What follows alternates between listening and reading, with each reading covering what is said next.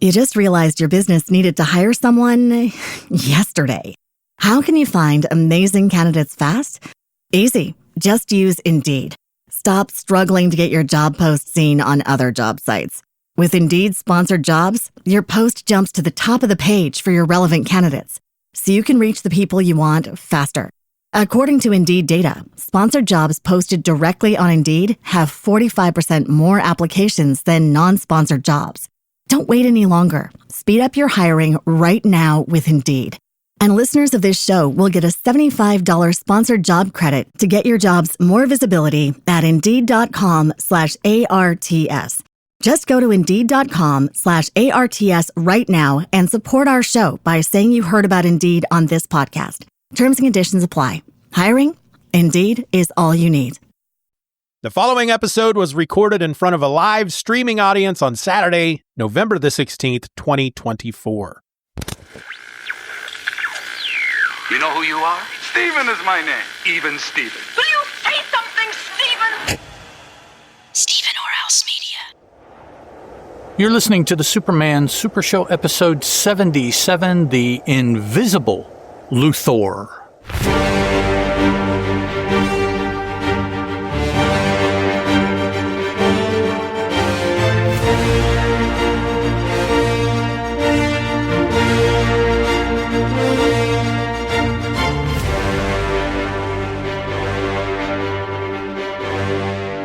Hello and welcome to the Superman Super Show. I'm a host. My name is Ed, and 1,000 miles over there to my left is another host, Mr. Steeven Orr. Steeven, how are you, sir? Good. Doing good. I have nothing for banter. I do. All right. So, lately, and it can include comic books or not, what other than Superman have you been reading? Even though this episode will be released in February, as the time we're recording it, the new G.I. Joe issue #1 was released by Skybound. I have been all into the Energon universe, as they call it, the Void Rival, the Transformers, the miniseries that they put out, Destro, Scarlet, Cobra Commander, Duke. And now the new issue of G.I. Joe. Those have been a lot of fun. You know, they have G.I. Joe, A Real American Hero, that Larry Hama is writing, that basically is a continuation of the story that started way back with the Marvel series back in the 80s. I think that's pretty amazing that he's still writing it. It's gone from Marvel to Dynamite to Devil's Due to IDW. Well, maybe Dynamite didn't have it. IDW and now to Image.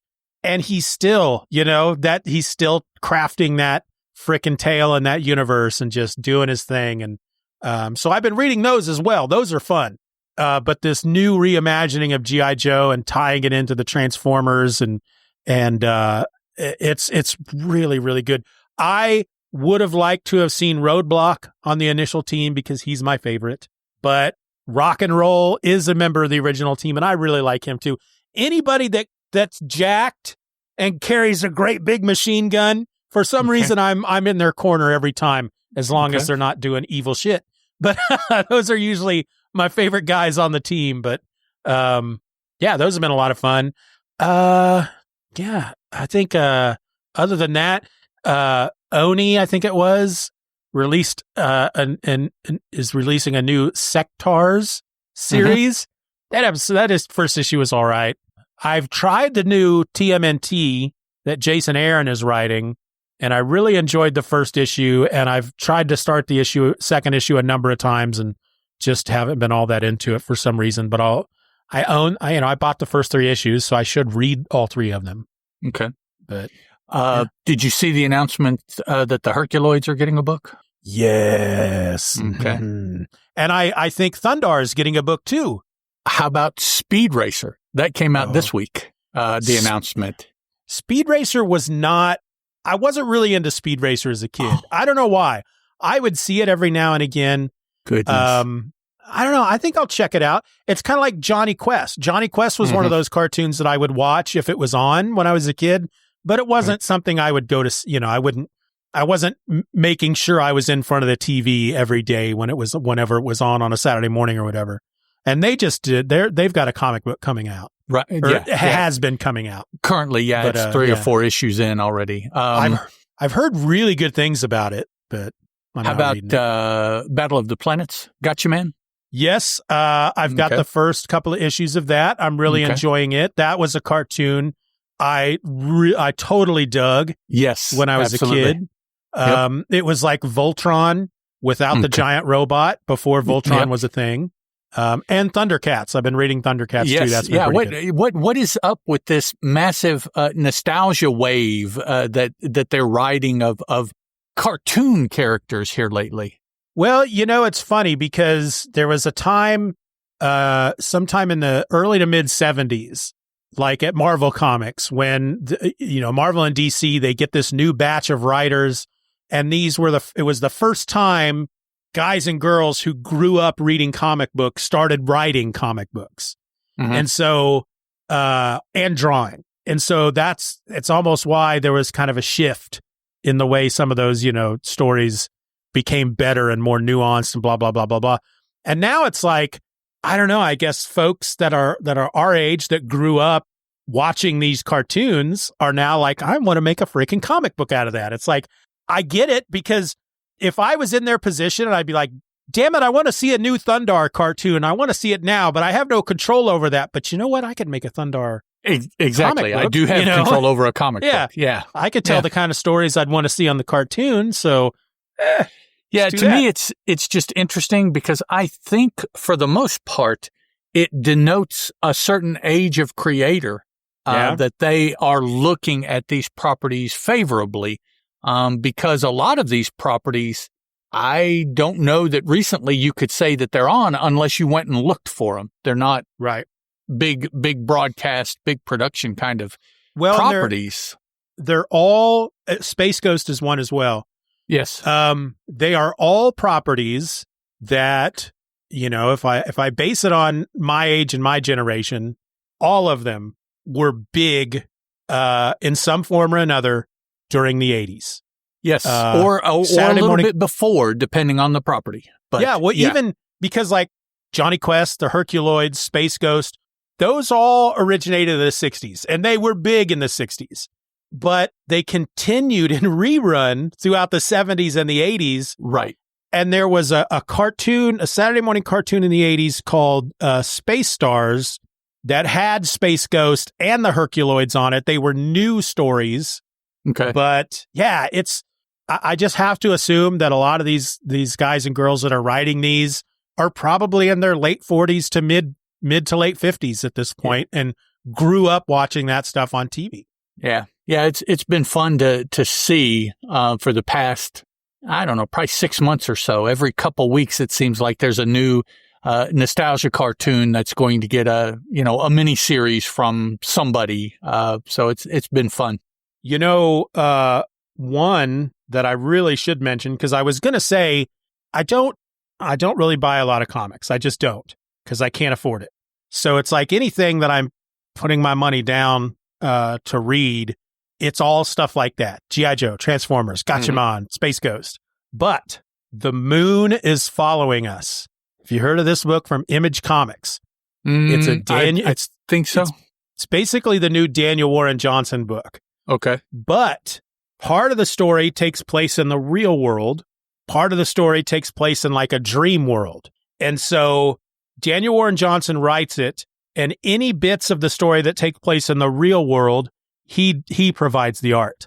When they go into the dream world, Riley Rosmo does the art. Okay. And there's only 2 issues out so far, and it's really good. And it's one of these, I had no idea it was coming up.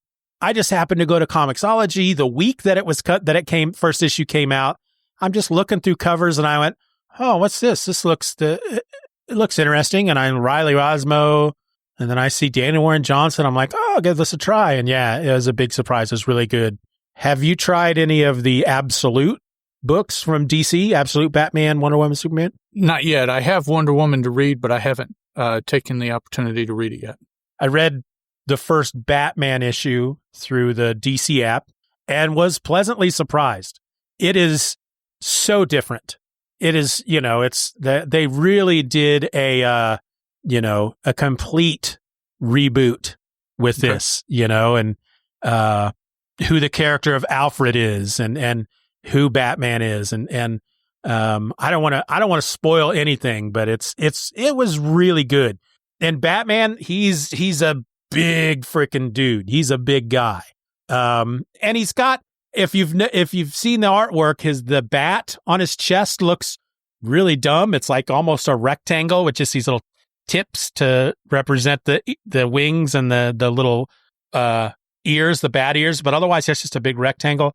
Well, turns out there's a reason for that. So it's okay. Cool. It's really good. I'm looking forward to Superman and Wonder Woman.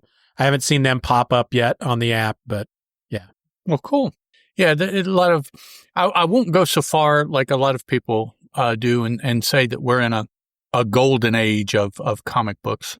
We do have a dearth available. There are plenty of books to choose from. However you get crowdfunding, indie, major companies, big two, whatever. Probably more so than there maybe have ever been, even in the 80s. But I hesitate saying a golden age because I don't know how you measure how these stories hold up. Yeah. I won't say a golden age. My golden age is 1980s, Marvel to be exact. Yep. That's, for me. And I'll admit that a lot of that is age related. I can't necessarily say that the stories that they put out then were better or worse or what, there's good and bad all the time. But, I don't know. There's a lot of stuff available right now, and it's fun to actually for me, it's fun to have to pick, because it's not there's so few, I can just go through and get everything because there's not that much. Now it's like, no, it's the exact opposite. Yeah. I only have X that I can spend, and I have 10 times X that I could get. So, even if you take Marvel and DC out of the equation, there's still a crap ton of good stuff out there. Yeah, absolutely. Absolutely. What was I going to say? Oh, you saying that about it, you don't want to call it a golden age. Just, I had sent you an IM through Twixter. I think that's what I'm going to call it from now on, Twixter. Okay. Sitting in the drive-thru at McDonald's saying, I'm going to be a little late because McDonald's is taking forever. When I went to the app, I had a notification, and it's every once in a while I get notifications that somebody that I follow posted something that has nothing to do with me, and I need to turn that off. But it was a post by Rob Liefeld, and it just says, "This absolutely not true, not even close." And I'm like, what is he talking about? And he's quoting somebody else saying, comics are better than they ever have been. Yeah. And in a way, of course, I would have to agree with Rob. Right. I think. But you have to find out what that person means before you can truly say that you disagree. Now, right now, no, we don't have a Kirby. We don't have a Stan Lee, a Chris Claremont, a John Byrne. We don't have those kind of people, and we probably, moving forward, never will because of the time that they were there, not necessarily because of their craft or their ability. But for people now who are just getting into reading comic books, there may be those creators that will make the same impression on them that John Byrne and Chris Claremont made on me at that same age. Just happens to be 50 years ago. That, that's all. So depending on what you say. Now, if you're going to sit there, you have to define it a little bit more before really you can get into any decent conversation about that. On the surface, I would have to say I don't see how you can call this a golden age as far as my definition of golden age. So, yeah. Well, and because Liefeld's of our generation. Yes. And, I saw that. My first thought was, well, but you don't know what he means, Rob. Exactly. This guy could be 18 years old, and he's only been reading comics for 5 years, and he hasn't read, this is the stuff he's growing up with, or she. I don't know who it is, but at the same time, it's like, I would almost say, all right, if you're saying Marvel and DC, those books, it's never been as good, I would emphatically go, oh, hell no. Exactly. You know, That's right. Now, if we're talking about indie, and I include Image, Dark Horse, you know, that stuff is amazing, you know, but it has been for a good 20, 25 years, if even more. But still, you think about what we had available to us, which was mainly Marvel and DC. Every once in a while, you'd get an ElfQuest, you'd get a Teenage Mutant Ninja Turtles, you know, you'd get an Akira. Don't get started about that amazing book. But yeah, if my son came up to me tomorrow and said, man, comics have never been this good, I may want to slap him down, but I would understand where he's coming from. And the problem is that you can't introduce people now to what we read that made that same impression for us, because they won't, everything is different. And so it won't be received by someone 13 now that it was for us when we were 13 then. So and that's why I see this a lot in sports, and Rob has talked about this too.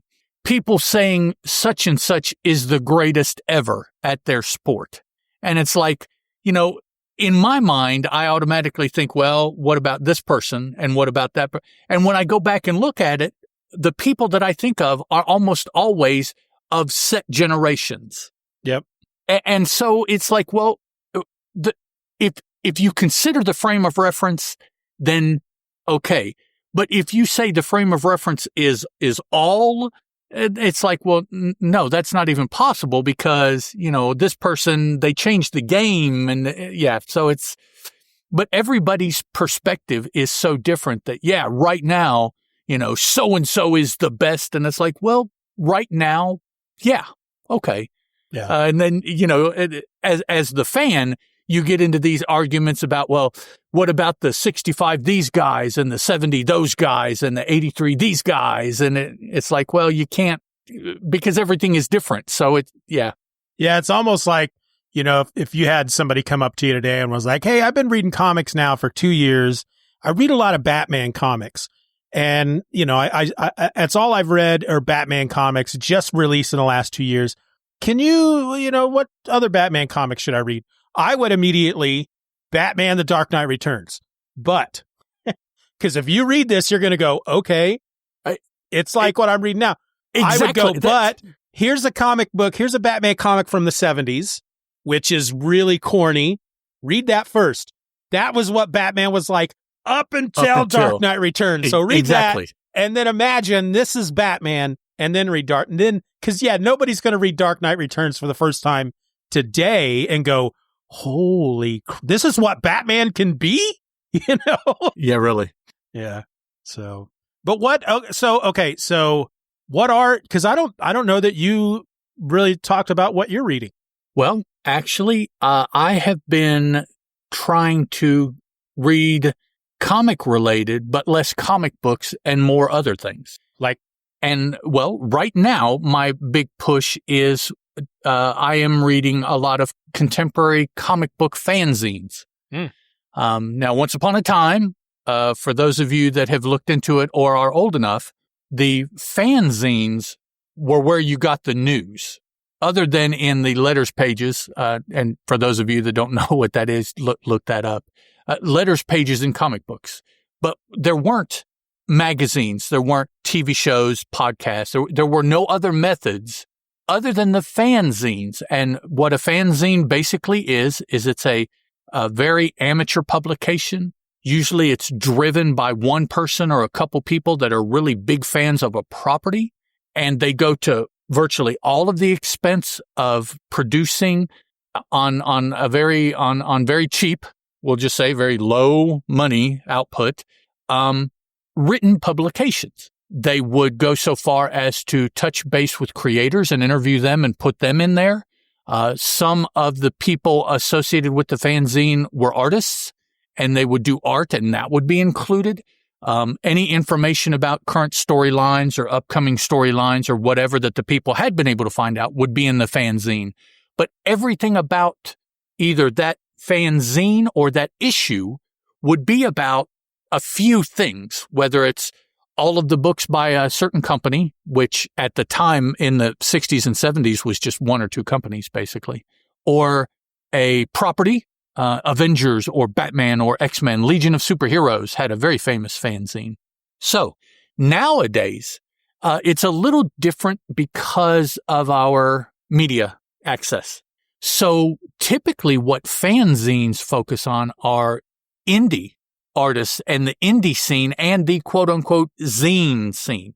Now, for those of you that don't know what a zine is, whenever you've gone to a comic book convention, the zines are typically the really, really toned down, basic-looking, small little publications where somebody has taken like a 8.5 by 11 and they folded it up into 8 pieces.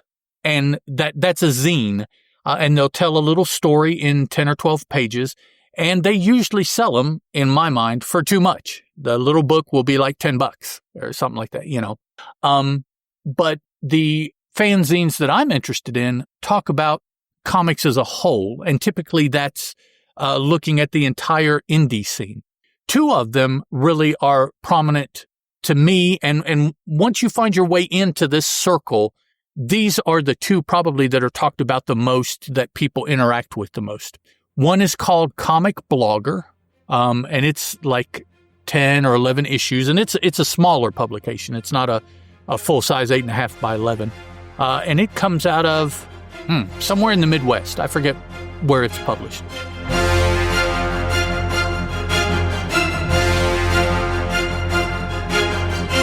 The Superman Super Show will return after these messages.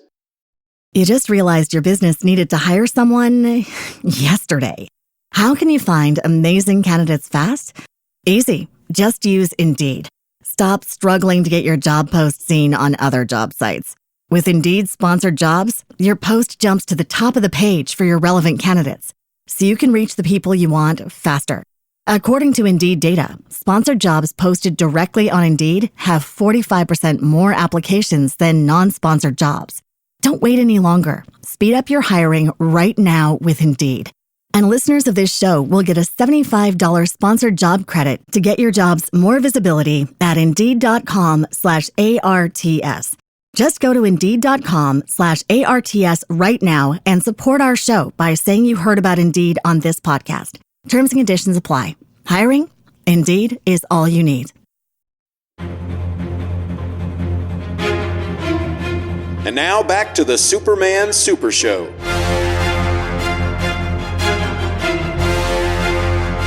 But the other one is called Bubbles.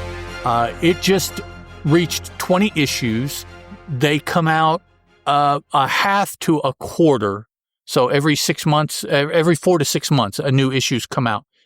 He just popped out his 20th issue last month. It comes out of Richmond, Virginia. And actually there is a convention around it. The dude used to work and own at a very popular comic book store. So there's a Richmond Bubbles scene because of that.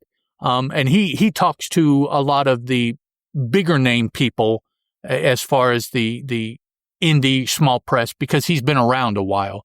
He just has been putting out the zine for about 5 years, but he has been in the scene for about 20.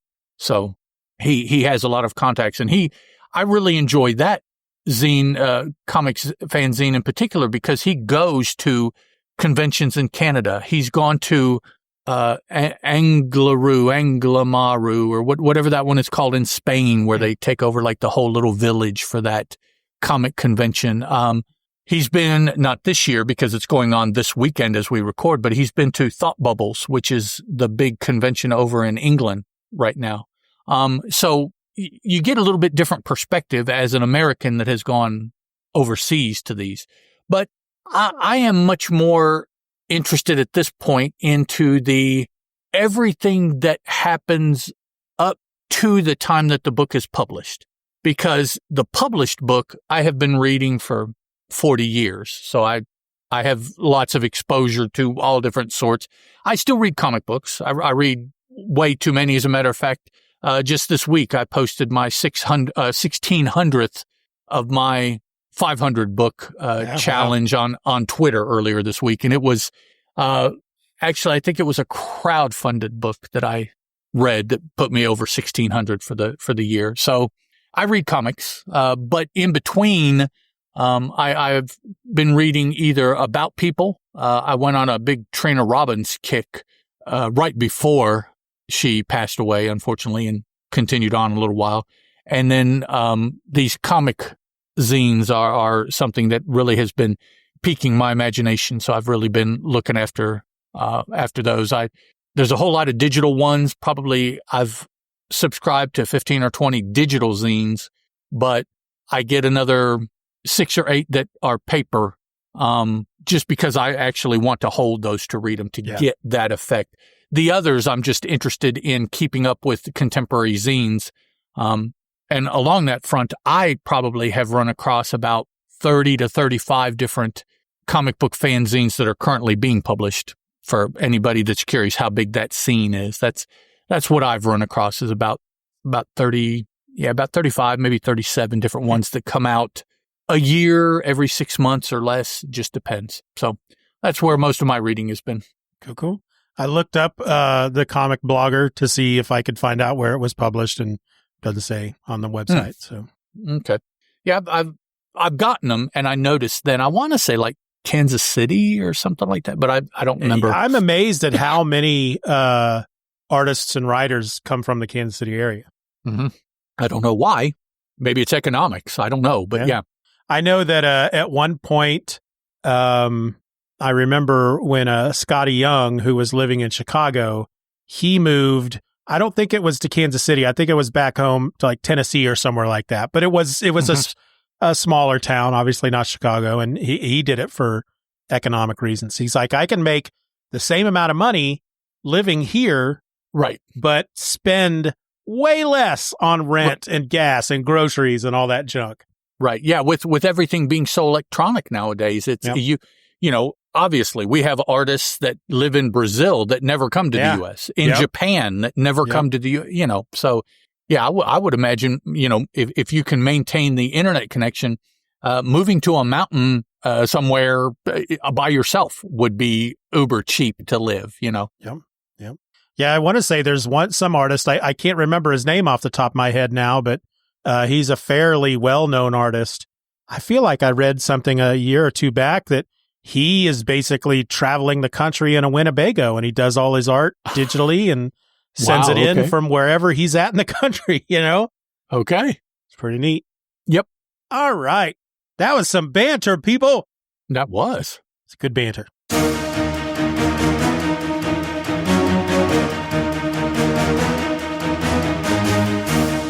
Alrighty, guys. Today we're going to be looking at the Invisible Luthor. I can't say it that way. His name is Luthor. I'm sorry. The Invisible Luthor, which is the first story from Superman number 10. It's written for us by Jerry Siegel, penciled and inked by Leo Nowak. Superman 10 has a cover date of May-June 1941 with an on-sale date approximated of March 5th, 1941. And both of those pieces of information are courtesy of Mike's Amazing World of Comics. So, for those of you that don't have the story, listen up. Clark Kent witnesses a bank disappear from sight and then rematerialize, having been robbed. Soon, the city's water supply, here's another story, second one in a row with water supply issues. The city's water supply also vanishes. A mysterious voice from an invisible plane. Well, how can you tell it's an invisible plane if you haven't seen it? Okay, anyways, from an invisible plane tells Superman about a demand for $100 million. For those of you that are watching, now, of course, the podcast, you can't see this. I'm doing my best Michael Myers impression. $100 million in order to return the water. Clark Kent informs the mayor about the demands of the unknown crook. The city decides to allow Superman to deliver the money, but the money itself is fake. When the Man of Steel delivers the money, he learns that Luthor is the crook, but is also working with someone else. Superman plays possum so that he can trail Luthor to his partner. The trail leads him to Bob Dunning, who planned on using the money to cover a stock manipulation scam. Superman smashes the machine that made the water disappear and captures Dunning, but Luthor escapes in the invisible. And again, how do you know that that's what if it's invisible? Anyways, Right. So that's what happened. So now, we talked about it last episode. For those of you that listened last episode, some big things that we have been wanting and are a fan of occur finally in this story. A fan of, been wanting both, I guess, to see Luthor again. We like what Luthor represents based on more contemporary Superman. Yeah. And the fact that we've been wanting and waiting for his appearances, these first, initial appearances, because we know what that leads to, ultimately. So right now, I think we may be definite fans of whenever Luthor is in the story. I definitely will say that I am. I am too, yeah. So it's good to see him back. I do like the way that the story ended, because it ended in that superhero, supervillain kind of ending for next time. And yep. That's not necessarily been something that we've been seeing happen a lot in Superman stories. It's been very one and done-y. Not Dunning, he was the bad guy, but one and done kind of things where the mobsters that were involved, they either died or we saw them taken by the police. So we know that that's the end of it. Eventually, of course, it'll get to be the point where supervillains, you never see the end of them. They manage to escape. They manage to be released. I don't know when the last time a supervillain actually did his time, if ever. So they're always out early, Yeah. So yeah. And that'll one of the quote unquote, I guess, drawbacks to superhero comics is that really the bad guy is never punished. Well, no, because we need him for the next time we need him, so that he's available. Yeah. So, the other thing is how Superman manages to move in the air. That this has been much discussed by us up till this point. Again, comparatively from the beginning, when he just jumped, he leaped from point to point, kind of like what now we see the Hulk do in Marvel Comics. Right. That's pretty much how the Hulk does it. But for Superman to start that way to now he flies through space and flies through time and flies around the world and he flies. He just doesn't, You don't see him run that often, although in the 60s you did see him run quite a bit, him and the Flash, actually. But he doesn't even run that much. He just flies. And who can blame him? I mean, if I could fly, heck yeah, I'd go everywhere I needed to go by flying. That's absolutely what I would do. Yeah. So, now I steven a panel, and I pointed it out last episode, that I thought really signified Superman flying to me. Steven indicates that there is a panel here, and I believe I'll mention this other thing too here, but I believe it's the panel after he has ripped the fire hydrant out of the ground to see if the water is flowing. Yeah, I'll get back to that in a minute. But Superman is in the air, and he's just in the air, and his cape is kind of floating up behind him. There are no right-left speed lines. There are no up-down speed lines to show that he is falling like typically people do when they jump. They come back down. Well, in this particular panel, there is a swoop for where he has moved into, the upper right-hand panel there. Yeah. So if you're listening to this, I'm sharing my screen. This is actually a page. It's a page from the book. It's page 5. It's page 5 of the story. But this page actually comes from an article that talks about the first time he flies. Yeah. Okay. So, there is nothing there. And the main thing is there is nothing there to indicate any movement. So here's a point. Physics says that there is a moment when you jump, when you are weightless. It's a very short, specific moment when your momentum up has ceased before your momentum down starts. There's a fraction of whatever amount of time when you are weightless in between up and down. That could be what they are drawing in this panel. And Yes. it would indicate nothing different from what we have been told or have learned. So I can very quickly debunk exactly what this panel is supposedly showing us simply by stating that unique aspect of physics, of objects in motion and gravity and everything like that. It was captured at that particular moment when the upward and downward momentum both equals 0. And so it looks like he's floating, because that's what it looks like in this panel. It looks like he's floating. There. Doesn't signify he's flying. Nope. And let me, so I got this article it's from 2022. It's off the Superman homepage. But it says the same thing I have read from any other article I've ever read about when in the comics does Superman first fly. So in the article, it says, Nowak drew several panels in which Superman appears to be hovering in midair rather than in mid-leap. In the top right panel, in the page below, which is the page I'm sharing on the screen, you can see Superman with clouds behind him and buildings below appearing to be casually floating.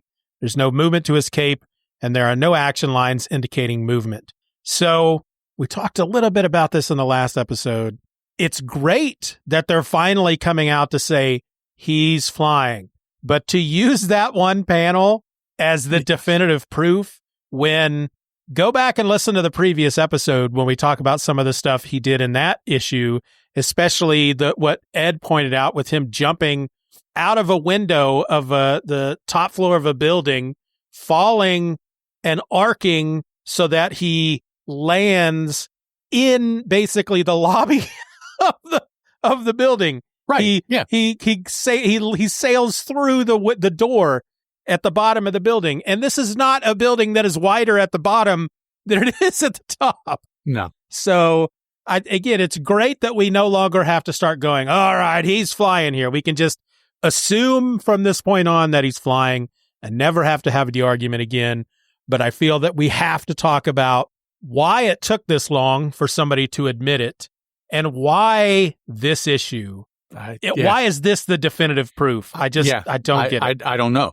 And why could they not have said he was flying before? I mean, what was the problem with 30s and 40s a character flying? I don't know. I don't know why they held off so long. You know, this is 10 issues of his book with 3 to 4 stories per issue, and high 30s of issues of action with 1 story each. So you're talking. So you're probably talking 70 to 80 different stories of Superman so far, counting appearances in other books. Okay, he's flying. See, that's a definite there. Yeah, so I kind of want to mention a couple other quick things from the article. If you're watching the video, I am now sharing a page from, this is, this is Superman number 30. Got a cover date of September. Mitzi Plicklick there? Yeah. Okay. This has got a cover date of September 1944. It's Mixie Pitlick's first appearance. And on this page, it looks like it's the first page, the splash page. Mixie Pitlick is flying backwards. It looks like he's just laying on his side, but he's flying. And Superman is flying after him, and Superman is saying, I thought I was the only one who could fly. And this apparently, according to this article, is the first time, even though we now say he is flying back in 1941 in issue number 9, it's not until issue 30 that anybody, even Superman himself, even mentions that what he's doing is flying. I don't understand. I have one more thing to share. It's taking me a second to do that, so I'll probably edit all this out, me going blah, blah, blah, blah, blah. So this is the cover to a British magazine called Triumph. This has got a date of an on sale date of August 5th, 1939. It's issue number 772. And it features, if you're looking at the cover, an image of Superman flying into space away from Earth. This is the first time, apparently, in media, or at least in publicated artistic media, that shows Superman as flying. Though, I don't get that he's flying there either. I mean, again, based on everything we've read up to this point in Golden Age Superman, this could just be him jumping as well. I don't understand. Yeah.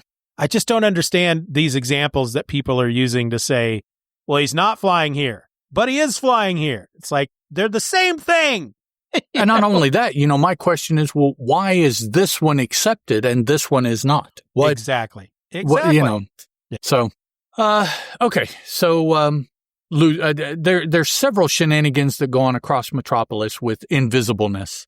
The bank is held up by somebody that's invisible, but you can see the piece that they're using, the weapon, the sidearm that they've got. Clark outside notices that from the bottom up, the building is disappearing. And I like the way that panel is drawn to kind of signify that. Yeah, that's pretty neat. Now, how he knows, or we know, or whatever, that it is after a robbery that the building rematerializes, I don't know. I think that's just what someone is assuming from having read this story. I don't know. No, on the next page, he comes back to the building and says that it's materialized again. But we don't know when the robbery was taking place necessarily amongst the appearing aspect of the building. Yeah. So, he could have done all of this and then got outside and made the building disappear and reappear to throw people off or something. I don't know. But Clark goes in, talks to him, and finds out about the disappearing this, and he saw the disappearing building, and, so all of these invisible things. Goes to the chief there at the paper, and you indicated no face. You only see him from the back. Yeah, I'd start paying attention to that. Clark gets assigned the story. And there's a panel here on the next page where he has changed back into Superman, and it says, down to the distant street plummets the amazing Man of Steel, but it just looks like he's fallen to me. Yeah.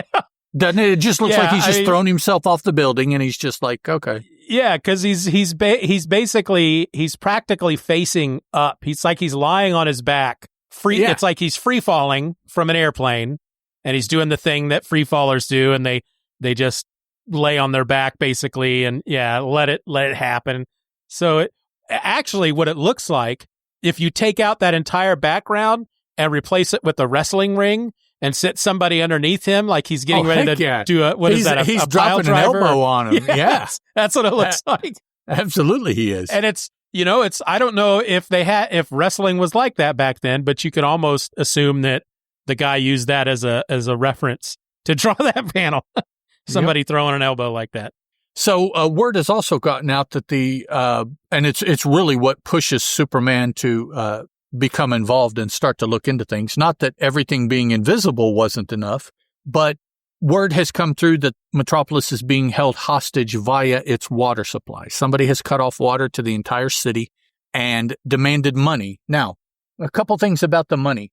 Initially, they want $1 million to turn the water back on. 1941. $1 million equals $21,473,741 today. So that is the ransom for. They stole $1 million from the bank. Oh, no, I'm sorry. Yeah, and so that's how much it would equal to get the water turned back on. I'm sorry. They wanted $100 million. 100 million. You got to do that. Which would be $2 billion. Wow. 100. Yeah. Would be $2,175,503. That's a lot. Let's see, wait a minute. $2,175,503,546. So that is, so they stole $21.5 million in today's money. And then when they cut off the water supply, they ransomed the water supply for Metropolis for $2.175 billion, which, actually that sounds kind of reasonable. If you want water turned back on in New York City, I want $2 billion. Yep. Okay, that sounds like,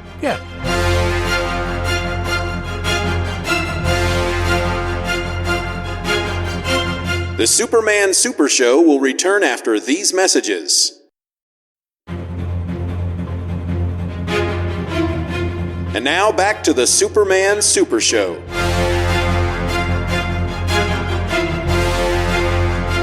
So I just, anytime older things like this throw out money, I always look to see if that number was really significant, either then or now. Now, of course, these sums are very significant. So I can only imagine that using the numbers they did back then would have the same weight of significance as what this is to us. I mean, back in 1941, I would think $100 million is a phenomenal amount of money. Oh, yeah. I mean, when he says in the comic that he wanted $100 million, I didn't look it up or anything, but I was like, holy crap, I bet that's like $1 billion nowadays. Well, how much does it take to run Metropolis at the time? I bet significantly less than that. Yeah. So they're giving away 3 or 4 years worth of operating money there for the city. So now that is what gets Superman active. The water supply is being held ransom. So what he does in kind of a similar, let me pick up this train engine and turn it perpendicular to the tracks and set it back down. He wants to check and see if the water really has been shut off to the city. So when he gets down to the ground after this, just throwing himself off the building, he lands and he rips a fire hydrant out of the street. He just rips and just leaves it laying there. And he's like, I guess they did turn the water off. And then he goes to do other things. And I'm like, dog, what about the big hole in the water system you just made? All I could think of was how water is going to come shooting out of that thing once they get it back on. And how do you fix that? Right, I mean, that's... Yeah. He could have just opened up the fire hydrant. He didn't need to rip it out of the ground. Yep. Yeah, he doesn't have to have the big wrench. He can just use his fingers. And, exactly. Righty-tighty, lefty-loosey, and he can just undo the... Yeah. But no, he rips the whole thing out of the street. Yeah, I could only assume that maybe Clark isn't that smart and doesn't know how you open up one of those. I don't know. That was funny, though. So once again, now this time, though, he sees a plane, and I thought that the plane was kind of watching him.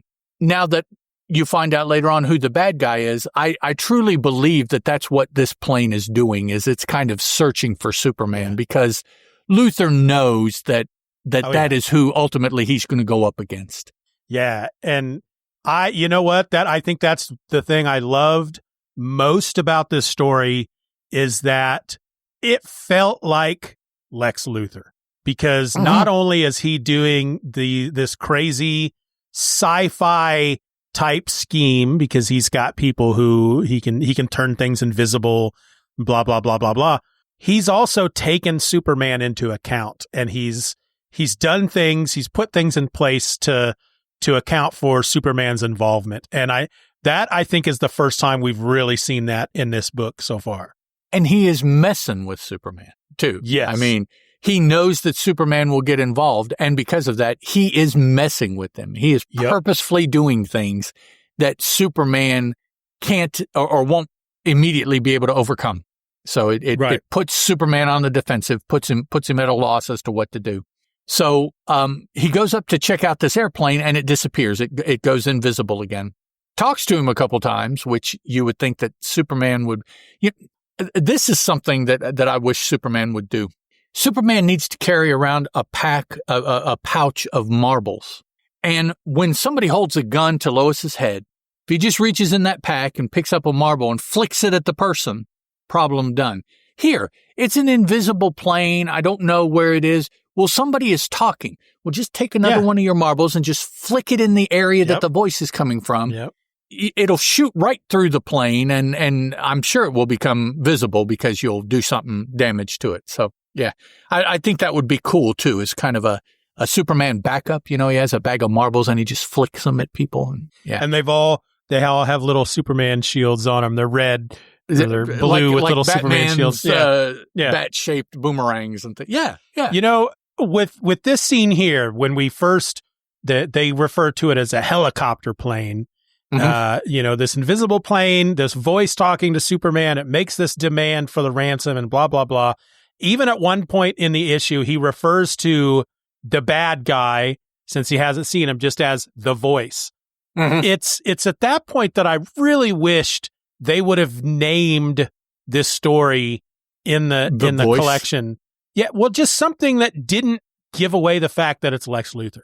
Right. Because when that reveal comes, I would have been this whole time, I would have been like, ooh, who is this? Is this somebody new? Is this somebody we have already met? Is this the Ultrahumanite? Is this Lex Luthor? And then when it was revealed, I would have been like, hey, but it's like, straight from the beginning that it's Lex Luthor because, if you looked at the title of the story in the table of contents of the trade. Right. Yeah. So the plane disappears. It quits talking, so Superman can't track it and just goes. I guess it doesn't make any noise because he can't track the plane by noise. Yeah. Also, I was just sitting here wondering. I wonder if at this time Wonder Woman has her invisible jet yet. I don't know if she does or not, or when. See, I was going to use her as an example. When you say, "How do you know the plane is invisible?" It's like, well, if you can see the person driving it, like Wonder Woman, obviously Luthor knows that if you're going to make the airplane invisible, make everybody inside invisible too. Yeah, apparently you have to make them invisible too. So it's not just three people moving through the air or something. Yeah. It's like looking up going, I see Wonder Woman's behind. Okay. So Superman, he's like, well, I can't, there's nothing else to Superman right now. So he, hops back down to the streets. I like the, different colored subway tile here in the bathroom. Very, very trendy where he's putting on his suit here at the bottom of the page, putting on his Clark Kent glasses, and he goes and relays the, what do you call it? Hostage when you ransom. Trade ransom. There we go. Gives the officials in Metropolis the ransom information that the voice gave him, and everything. I agree with the dude here that's with the mayor. Everything that Clark Kent does makes me suspect that Superman has something to do with it because it just the way Clark presents it just is so fishy. And he maintains the city really needs to do it or they'll just be, sore out of luck or what. And I'm like, but you're Superman. Where is that positivity of being able to overcome anything? I just thought it was an interesting tact for Clark to take when he's giving the ransom information. It's like, hey, I know I'm just a reporter, but you have to put together $100 million and leave it on top of a building for Superman. And he's not the bad guy, and if it wasn't for the fact that the mayor decides that it's going to be fake money, I was really scratching my head up until that point. Cause I'm like, why are they just taking his word for it? It's not like the demand was, if the mayor had been outside and saw all that and Mr. Mayor, you must give us 100,000, Sure. But no, just some schlub reporter off the street walks in and says, well, and it's even, he's not like, this voice told me. It was Superman told me that a voice told him, right? And they're like, okay. And this panel here where, Clark Kent is walking away and he says out loud, he overhears what the mayor's plan is after he has left. And as he's walking away, he says out loud to us, so they're planning a double cross. I'm sorry to hear that for their sake. It's like, dog, you're Superman. You can, so. Yeah, that doesn't make, he's the first one that's going to give in to terrorist demands, As he continues walking away, I'm sure that if the voice is tricked, his vengeance will be awful. That leaves the problem squarely up to me to saving Metropolis from a terrible fate. Rests in my hands. Verbiage doesn't make sense there. But so it's like, well, it's too bad that they're going to do that. And now I guess because they're going to trick the voice and he's so mighty, Superman's going to have to do something. Yeah, that's exactly how I took that as well. It's like, well, I guess I don't want to have to intervene, but I guess exactly. I have to. Yeah. I don't want to have to Superman, but they're going to make me Superman. It's like, what are you doing? It's like, I'm willing to be Superman to drop off the money, but now I have to take an extra step and actually catch the bad guy. Oh yeah. I guess they're doing that to ratchet up the tension of the story but it makes me wonder if they weren't going to use fake money, if they were really and he hadn't heard that, if he truly as Superman would have delivered the money and then just went, All right, I'm washing my hands. I'm going to go home and wait for that water to come back on. There you go. Everybody did what they're supposed to. We're all good now. So yeah. There would be, if that was the case, then it's like every day some new terrorist would come in and, I have taken away your electricity. Ha ha ha. Give me $100 million. So we get some panels now of how bad things are, no water, and then some issues at the water plant here. Finally, Clark decides to Superman some more, and he's kind of waiting, or no, he's not waiting around. He goes to the water station to see what he can do to facilitate this latest issue, which was some of their equipment disappearing. Everything is going invisible.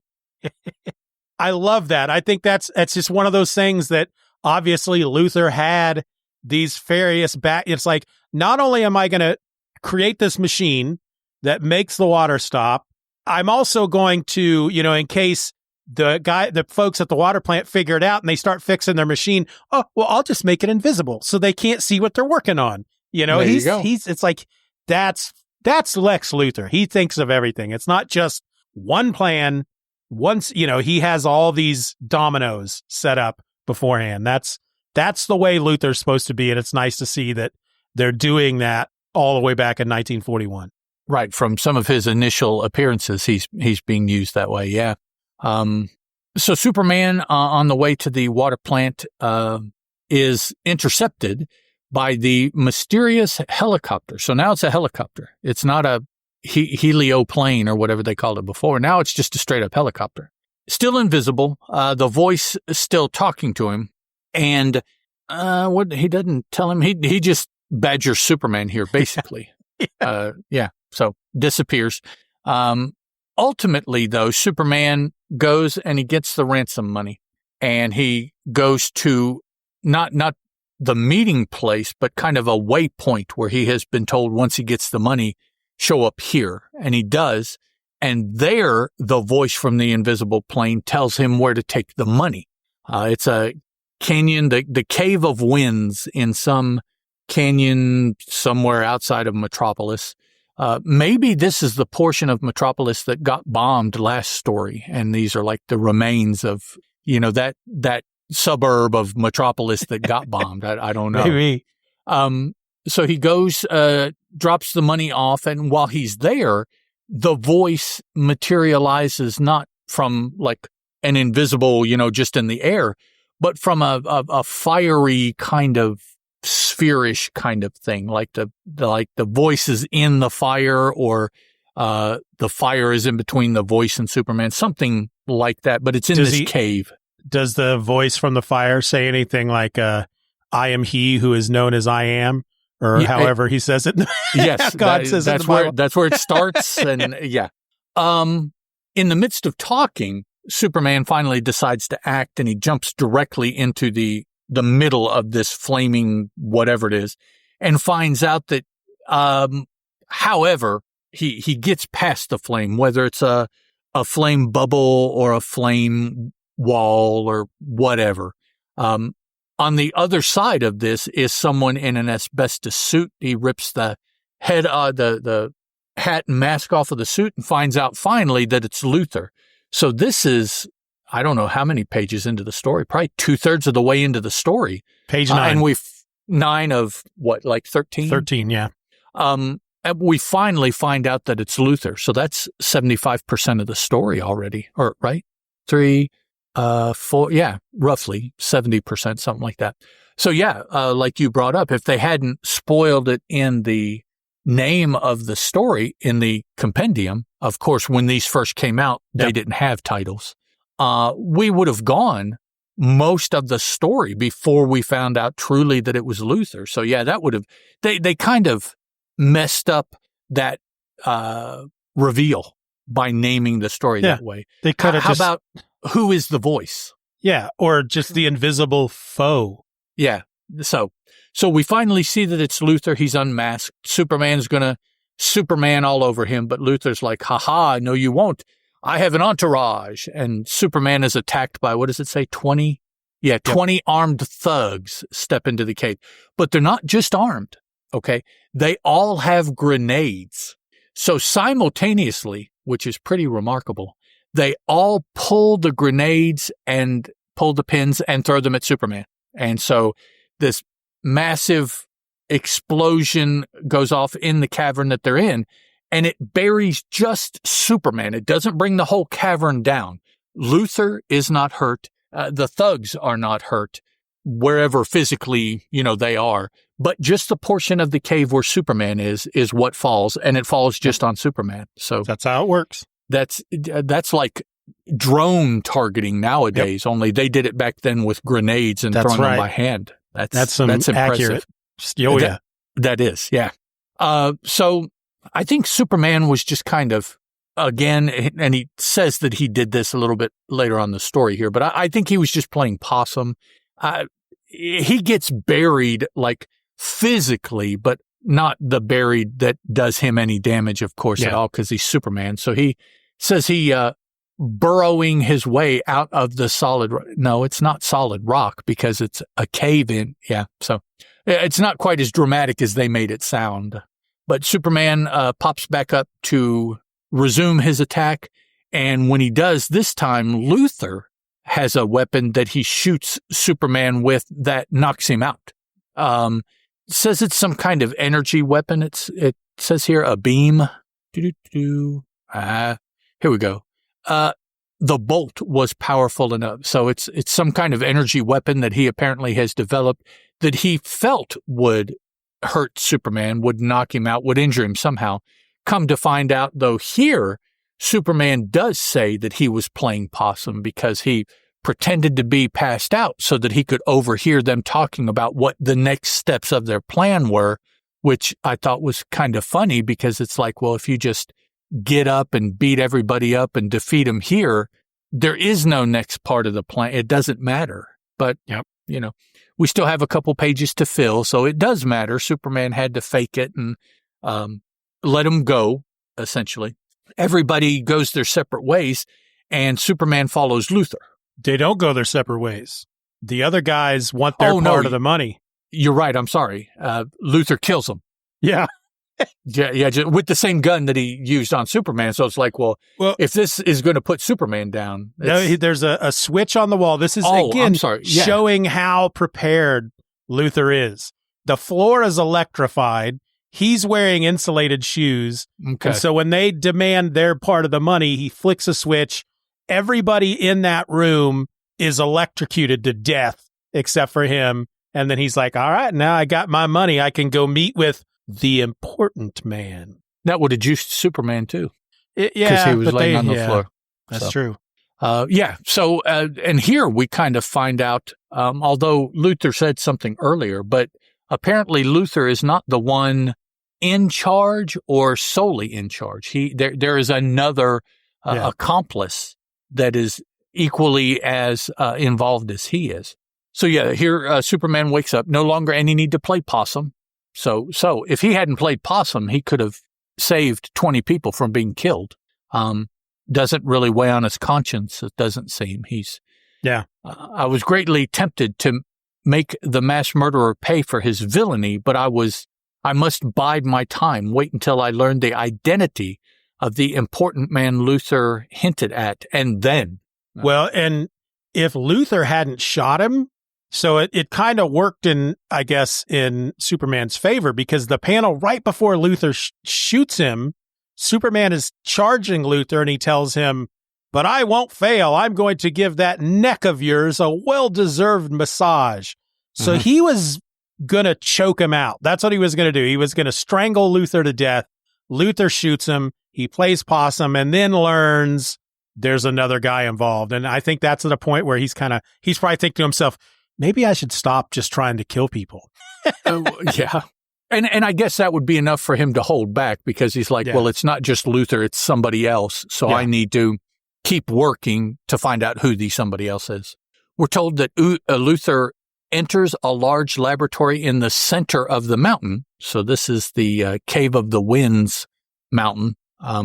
Their laboratory is there. You have the money. I don't think he ever says anything, who this person is, or. No, all we get is the guy's name, Bob Dunning. and that he it's like he lost a bunch of money gambling or the stock market or something. Stock. I guess he took to cover up our fake stock manipulation, which could be anything. I'm not sure exactly what that means, but that's why Luthor wanted the ransom money from Metropolis to cover up whatever stock dealings. Luthor finds out that the money is faked, like we knew from way back that that's what the mayor was going to do. And as Luthor is jumping to enact his final revenge, which is, I don't think he actually tells us. He's going to do something with the machine. He's going for the machine, said, I'll teach him, basically. And the other guy's like, no, you'll wreck the city. That's all we get.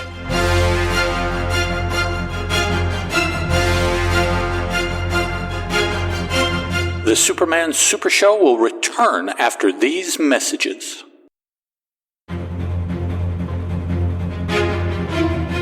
And now back to the Superman Super Show.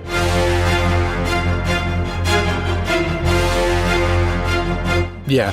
So, and that's when Superman finally catches up to him, knocks Luthor away, breaks up the machine, both of which you would expect.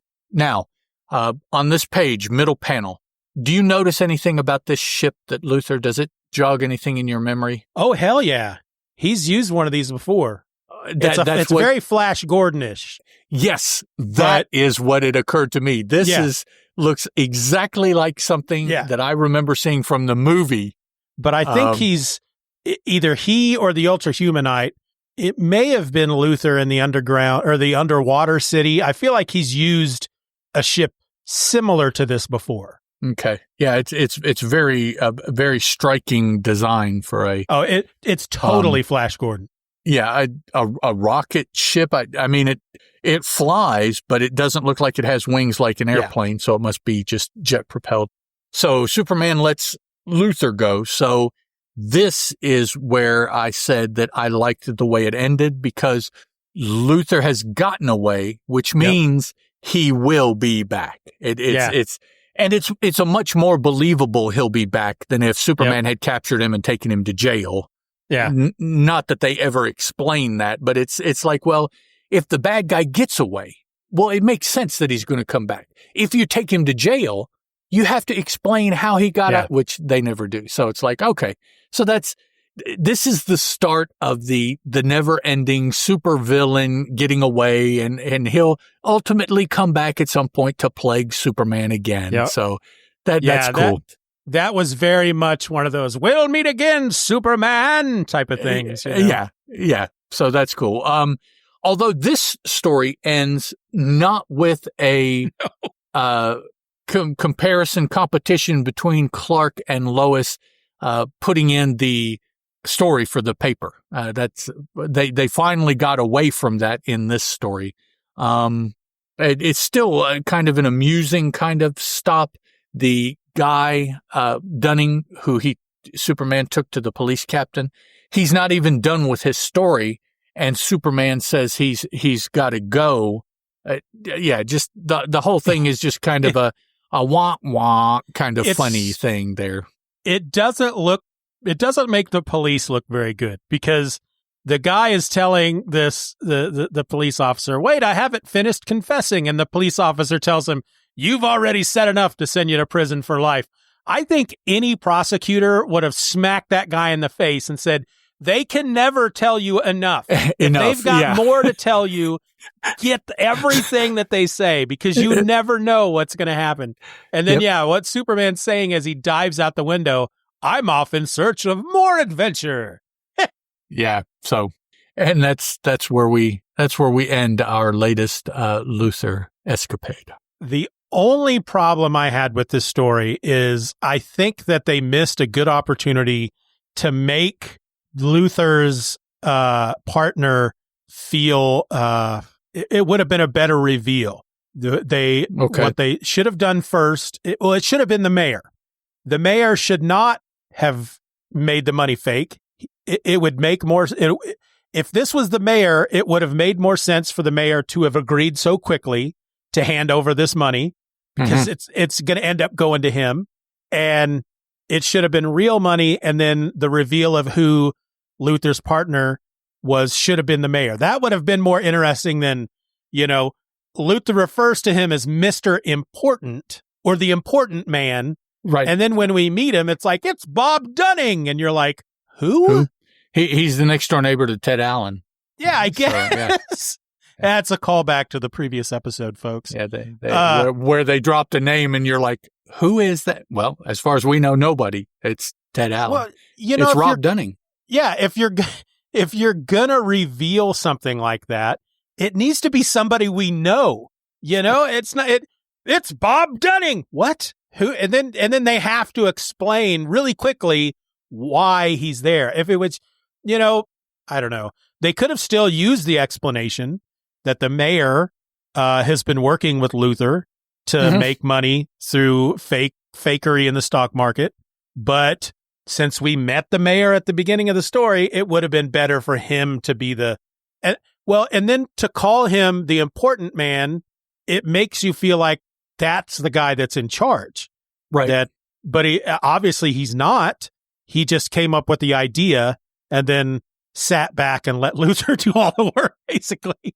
Yeah, they wanted to use Luthor, but then they introduced some other elements, and it's like, but they weren't important, so why did you know? Honestly, the only reason I can think of, because there really is no reason for this guy to be here, except Superman is able to deliver a bad guy to the police. They're able to let Luthor go to come back at a later date, but Superman still is able to hand a bad guy over to the police. That's the only reason I can think of, which still would have been better if it was the mayor.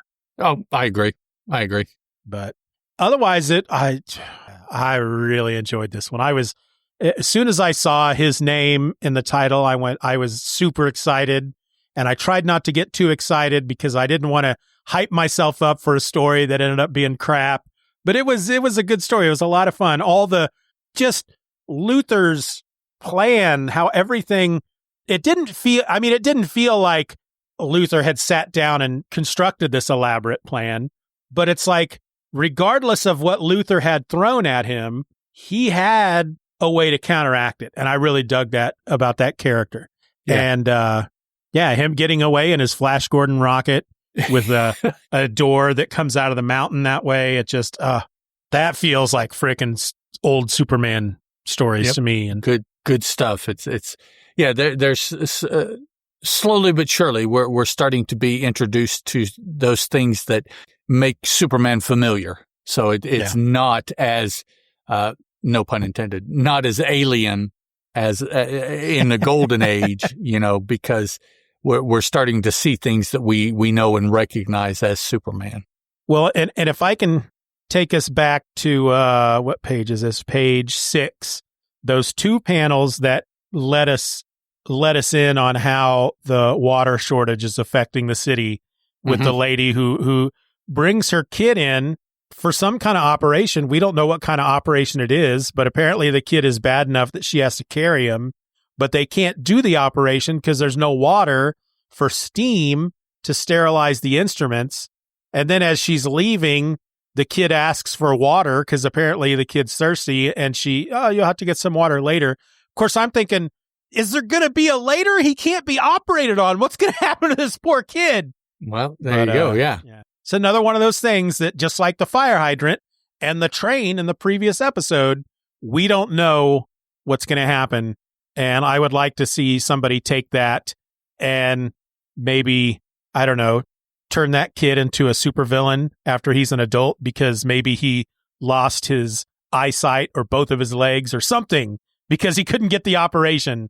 Well, something that would be cool is for someone to write a series about these early adventures of Superman from the people's point of view that were affected by what was going on. And so if it was a reporter from a competing paper in another city coming to Metropolis to find out what's going on with this mystery person, and through the course of the book, they interviewed the people, whether they be the bad guys or the public works crew that had to clean up, or this mom that got in touch with him because she knew he was doing this, and she wanted to make people aware that her son was not able to, because of the water shortage, things like that. It would be interesting. I don't know how long you could make something like that last as far as people buying it, but it would be kind of an interesting take as far as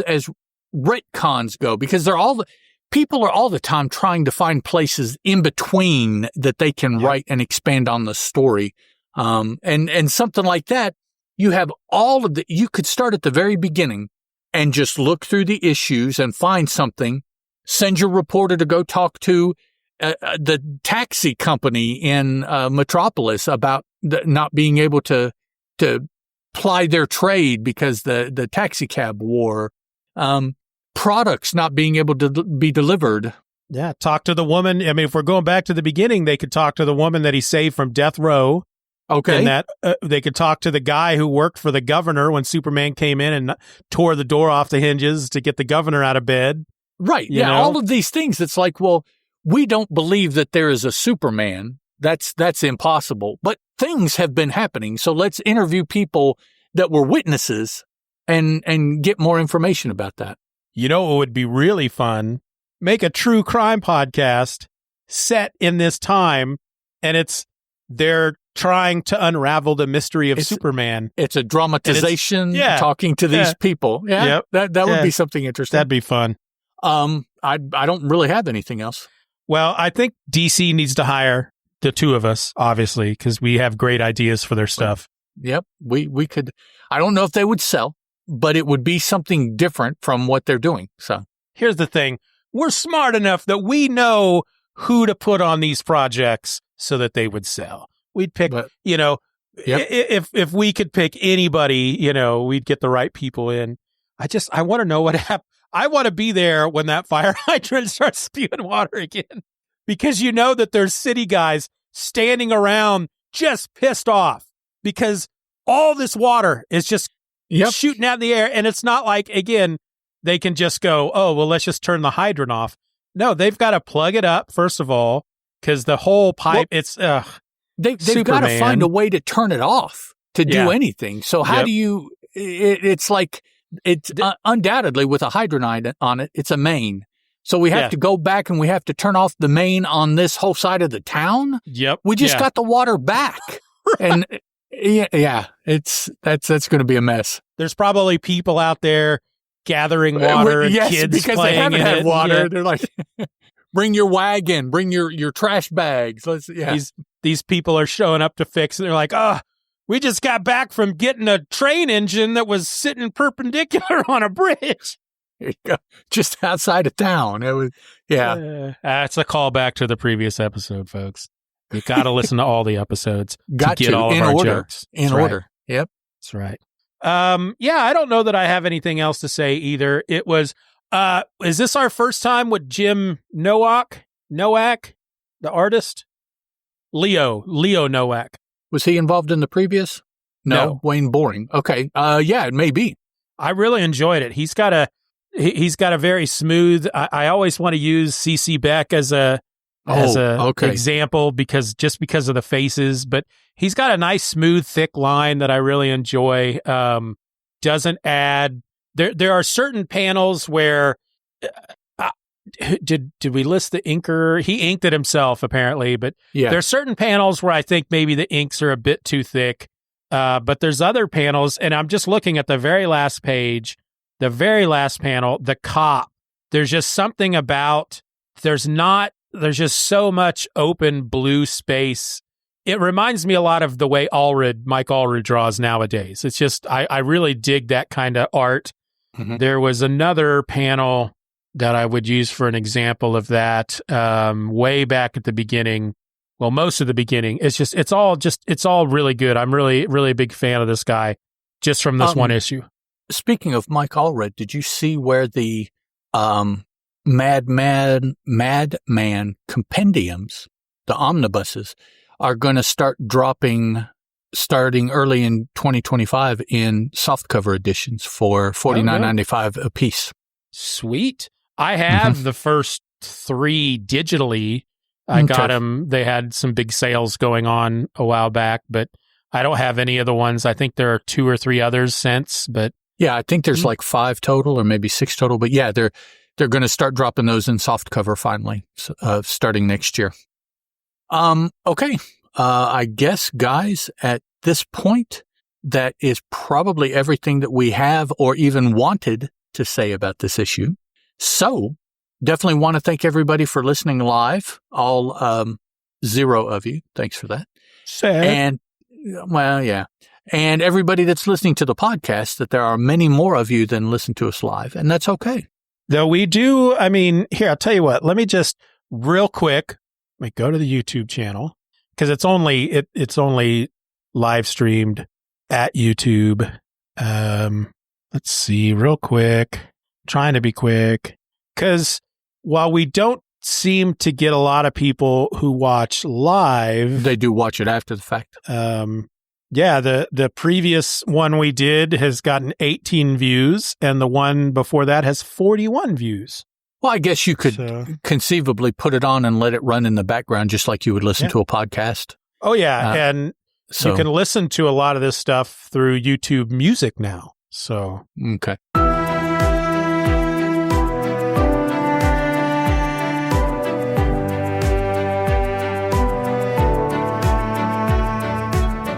all right, so I'm just breaking in here real quick because, Ed, we got an email just recently. It's from Matt Cody, he's the host of the Radio Superman? Radio, yeah, I think one of the radio shows, yeah. Yeah. Or Matt radio Cody. recap show, or whatever you want to call it, yeah. It's the only one I listen to. It might be the only one currently running. I know once upon a time there were like a couple. Yeah, I gotta find the name of it real quick, because I know it's like Superman and radio are both in the title, but most of those shows have Superman and radio in the title. So let's see. Superman Radio Revisited. Superman Radio Revisited. Found it at the same time I did. Yes. Matt Cody, host of Superman Radio Revisited, where he listens to the old Superman radio shows, and then he has a little commentary in the back half of the episode about the show. All right. So he emailed us in regard to episode 75. He says, "Hey guys, in episode 75, you mentioned wanting to see Superman taking on some threats such as aliens, monsters, or giant robots. I know there was a great storyline from 1940 in the Sunday newspaper strip where he goes against some metal Brobdingnagians. Even after practicing, I still got it wrong. So where he goes against some metal Brobdingnagians. Brobdingnagians, yes. Brobdingnagians. Mm-hmm. I'm not, okay. I have a book called Superman Sunday Classics, 1939-1943, which I am enjoying. I'm pretty sure you can find places online to read the newspaper strips online for free if you do a little searching. I'm enjoying your podcast, Matt Cody. Brobdingnagian, yes. Brobdingnagians, yeah. Merriam-Webster says it is marked by tremendous size. And that is because in Gulliver's Travels, remember the island he went to where they were giants and he was little? Have you read Gulliver's Travels? Oh, yeah. Okay. Well, I don't think I've read it, but I've seen various movies. Okay.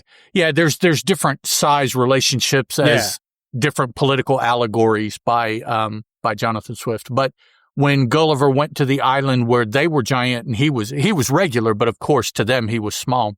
The island that he went to was Brobdingnagian. And so since then to now, that has become a word in the English language meaning of much prodigious, great size, Brobdingnagian. And it was partially the name of the first filk music group I ever listened to. They were the Brobdingnagian Bards. So the giant bards. So in other words, when Matt says that there's a storyline in the newspaper strip where he goes against some metal Brobdingnagians, he's saying giant robots. Probably if they're robots, maybe they're just metal men or something. But I think the main takeaway is that they're giant compared to Superman. So that's the stuff right there. That's what Superman is. That's the kind of stuff he should be fighting. Yeah. Yeah. Cool. I don't own any of the books with the newspaper strips in them. I don't either, but I know there's a whole series. They may have all been reprinted in book by now. I'm not sure. I think all the Golden Age has, but I don't know that all the Silver Age strips have been reprinted yet. Yeah, if we were super serious about reading every Superman appearance ever, we'd be reading those too. But yeah, nah, it's too much. I'd have a heart attack. When you get done with Proof and Superman and Conan and ElfQuest and all your other, then we'll circle back around. Yeah, we'll call it Superman filling in the cracks. Yep. So, in other words, what you're saying is never. Well, no, not necessarily. Because there's so many other things that I could. There's always time, and you may change your mind at some point and say, "Hey, let's circle back and get those after all." That's true. All right. Well, Matt, thank you for the email. I invite everyone to send us feedback. Send us email. I know that I say the email address, I believe, at the very end of the show, so I'm not going to say it now. But if we get a whole bunch at the same time, then we end up doing an entire episode that's just nothing but listener feedback. We've done a couple of those, and we'd like to do some more, so send us yo feedback. Alrighty, guys, all of you, thanks for listening. And so, until next week, I'm Ed, that is Steeven, and this has been the Superman Super Show. Bye. Ciao.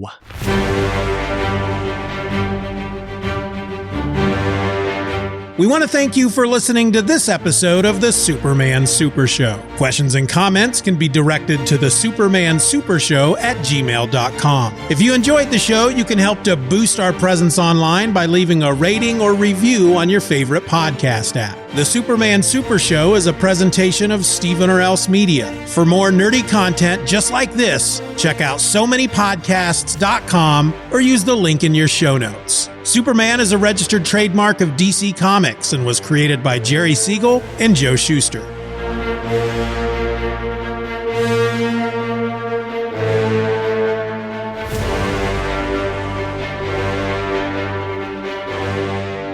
Superman is a copyrighted feature appearing in Action Comics magazine. Oh, but wait, there's Superman. He'll save us. Superman! Superman! Wait, where are you going? Oh, to hell with him. We'll have to deal with these marauders ourselves. You just realized your business needed to hire someone yesterday. How can you find amazing candidates fast? Easy. Just use Indeed. Stop struggling to get your job post seen on other job sites. With Indeed sponsored jobs, your post jumps to the top of the page for your relevant candidates, so you can reach the people you want faster. According to Indeed data, sponsored jobs posted directly on Indeed have 45% more applications than non-sponsored jobs. Don't wait any longer. Speed up your hiring right now with Indeed. And listeners of this show will get a $75 sponsored job credit to get your jobs more visibility at Indeed.com/ARTS. Just go to Indeed.com/ARTS right now and support our show by saying you heard about Indeed on this podcast. Terms and conditions apply. Hiring? Indeed is all you need.